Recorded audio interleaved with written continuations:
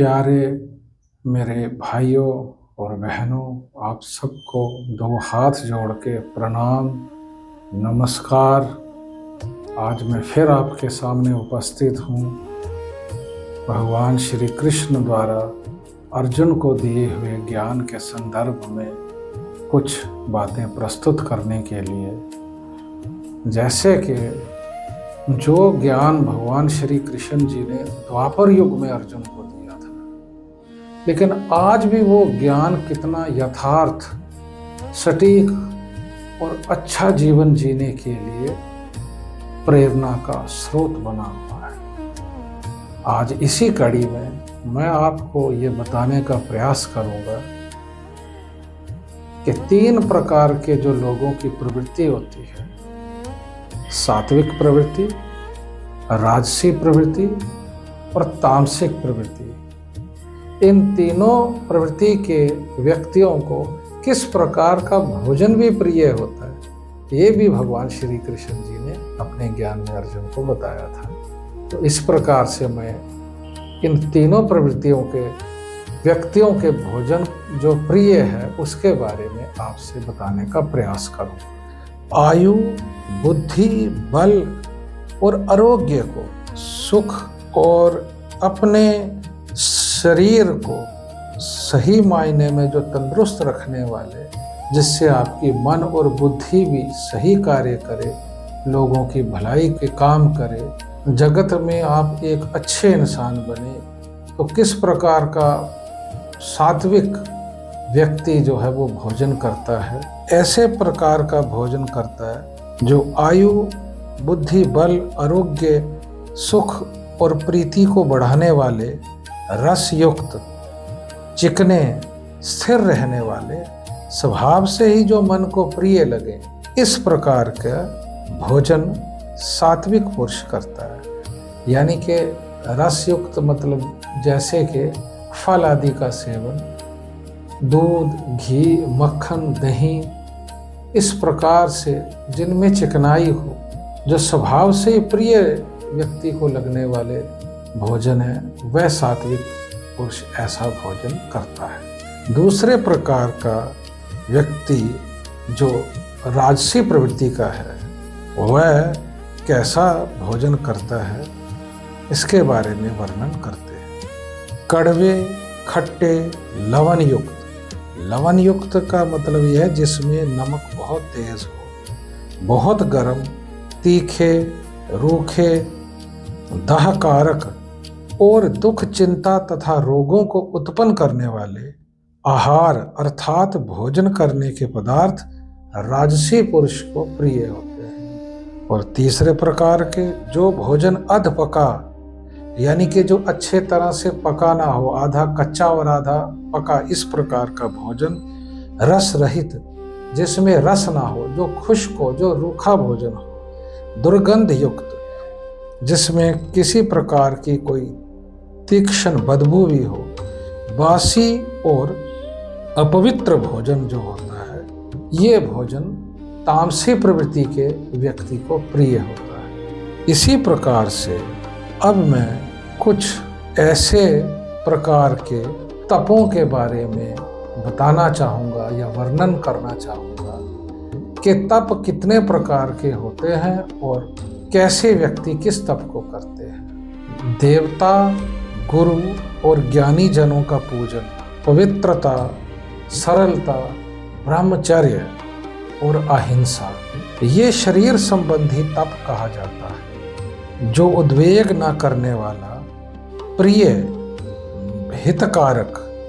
और मीठा बोलने वाले, यानी कि वेद शास्त्रों का पाठन, परमेश्वर का नाम जप, यानी कि जो लोग, जो व्यक्ति मीठा बोलते हैं, दूसरे के भले के लिए बोलते हैं, उनके वचन हितकारक होते हैं, बड़ा सरल और कोमल भाव से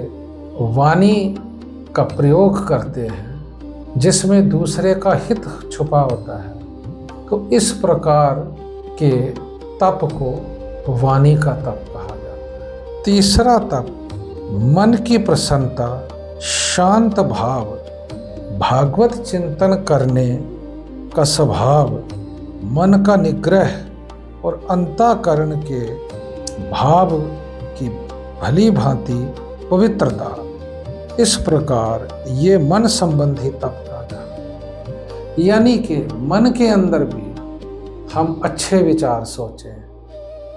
इस जगत की भलाई के लिए जो विचार सोचा जाता है, किसी का दुख दर्द तकलीफ को दूर करने का जो हम विचार सोचते हैं, करुणा और दया का विचार सोचते हैं, और किसी का भला करने के लिए जिस तरह से मन में हम सोचते हैं, या ईश्वर का धन्यवाद कैसे करें कि ईश्वर आप हमें सद्बुद्धि दे रहे हैं, आप हमें निरोगी काया दे रहे हैं, आप हमारे जो कर्म हैं वो किस प्रकार से करें उसका मार्गदर्शन निरंतर कर रहे हैं, हम धर्म की ओर हमें लगा रहे हैं, हमारे द्वारा अच्छे कर्म करवा रहे हैं, अगर उनका धन्यवाद करने का मन में भी भाव आता है तो ये सब मन संबंधित तप कहा जाता है। अब मैं आपको तप के संबंध में कुछ और बात बताना चाहता हूँ। फल को ना चाहने वाला योगी पुरुष द्वारा परम श्रद्धा से किए हुए 3 प्रकार के तप को सात्विक तप कहते हैं। जो तप सत्कार, मान और पूजा के लिए तथा किसी स्वार्थ के लिए स्वभाव से या पाखंड से किया जाता है, वह अनिश्चित और क्षणिक फल देने वाला राजसी तप। यानी कि कुछ लोग, आप सबने देखा होगा, अपने स्वार्थ के लिए, अपने फायदे के लिए या दूसरे को कष्ट देने के लिए भी तप करते या यज्ञ हवन पाखंड करवाते हैं, दूसरों को कष्ट देने के लिए, परेशान करने के लिए और अपने फायदे के लिए। इस प्रकार के तप को राजसी तप कहा गया है। जो तप मूर्खता और मूढ़ता पूर्वक हठ से मन, वाणी और शरीर को पीड़ा के सहित दूसरे का बुरा करने के लिए किया जाता है, वह तामसी तप कहा जाता है। कुछ पुरुष इस प्रकार का भी तप करते हैं कि किसी का बुरा करने के लिए, किसी का अनिष्ट करने के लिए, किस प्रकार से किसी को दुखी किया जाए, परेशान किया जाए, उसके जीवन में चिंता, दुख और भय प्रकट किया जाए। इस प्रकार का दूसरों के अहित के लिए जो तप करते हैं उसको तामसी तप कहा जाता है। 3 प्रकार के दान हैं, उनके बारे में भी मैं आपसे चर्चा करना चाहूँगा। दान देना कर्तव्य है, ऐसे भाव से जो दान और जो दान लेने का पात्र है, सही में दान देने के बाद भी अपने पर ऐसा व्यक्ति जो उपकार ना भी करे, उसके प्रति भी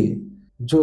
दया रखता है, दान देता है, वह दान सात्विक कहा जाता है। जिसके अंदर ये बिल्कुल भी ऐसा भाव नहीं होता कि ये दान मैं दे रहा हूँ, मैं बड़ा हूँ, मैं इतने लोगों को दान देता हूँ, मैंने फला फला ऐसे लोगों को दान किया था। जो इसकी चर्चा भी करता है, उसका दिया हुआ दान वो व्यर्थ चला जाता है। यानी कि अगर आप लोग दान करते भी हैं तो जितना गुप्त हो सके उस दान को, उस बात को रखें, और अपने दान दिए हुए की चर्चा जगह जगह पे ना करें, क्योंकि आप ईश्वर की शक्ति और प्रेरणा के द्वारा सक्षम होकर ही दान दे रहे हैं। और अगर आप ये कहेंगे कि यह दान मैंने दिया है तो उस दान का जो फल है वो व्यर्थ चला जाएगा। किंतु जो दान क्लेश पूर्वक, गुस्से में, जबरदस्ती मन में आ भी रहा है, अरे ये तो दान लेने वाला आ गया, जिसको देना पड़ रहा है, मन तो नहीं मान रहा लेकिन जबरदस्ती दान दे रहा है, और फिर मन में उसके लिए बुरा भी सोच रहा है कि मैंने इसको दान दे दिया। इस प्रकार का जो दान है वह राजसी दान कहा गया है। और इसके बाद जो तीसरे प्रकार का दान है, जो दान देते हुए किसी का अपमान करे, तिरस्कार करे, और दान देने के बाद मन में ये सोचता रहे कि मैंने ऐसे व्यक्ति को ज़बरदस्ती दान दे दिया जिसको मेरा मन नहीं था, या देने देते समय भी उसका तिरस्कार या अपमान करके दान जो देता है व्यर्थ चला जाता है, उल्टा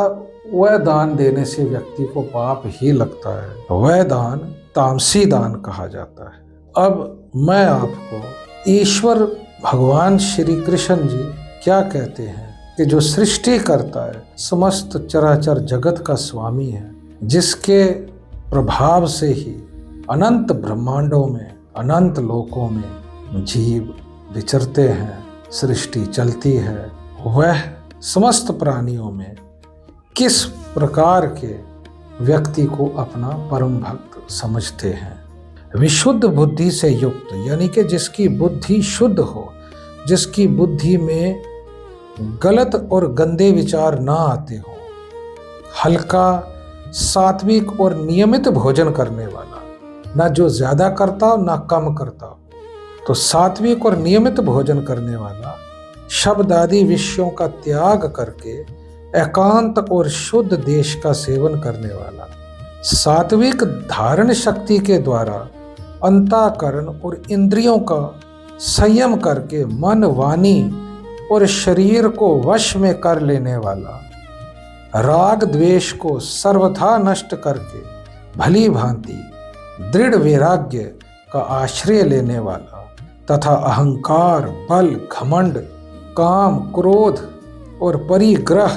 का त्याग करके निरंतर ध्यान योग के परायण रहने वाला, ममता रहित और शांति युक्त पुरुष सच्चिदानंद ब्रह्म में अभिन्न भाव से स्थित होने का पात्र होता है। फिर वह सच्चिदानंद ब्रह्म में एक ही भाव में स्थित प्रसन्न मन वाला योगी ना तो किसी के लिए शोक करता है और ना किसी की आकांक्षा ही करता है। ऐसा समस्त प्राणियों में समभाव वाला योगी मेरी परम भक्ति को प्राप्त होता है। तो इस प्रकार से आज मैंने आपको भगवान श्री कृष्ण जी द्वारा अर्जुन को दिए हुए ज्ञान में से कुछ विषयों के ऊपर विस्तार से चर्चा की। मैं आशा करता हूँ कि इस विषय के द्वारा आपके बहुत सारे संशय दूर हुए होंगे।